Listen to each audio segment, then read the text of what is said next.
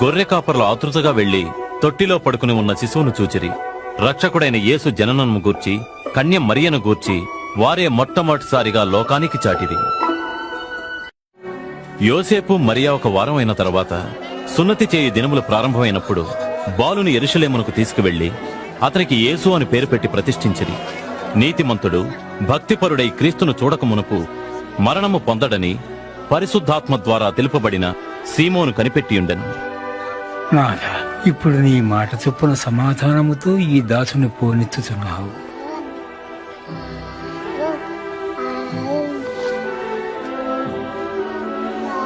నీ రక్షణను నా కన్నులారా కాంచి తిని ఈ బిడ్డ దేవుని చేత దీవించబడినది. మీరిరువులను దీవించబడుదురు.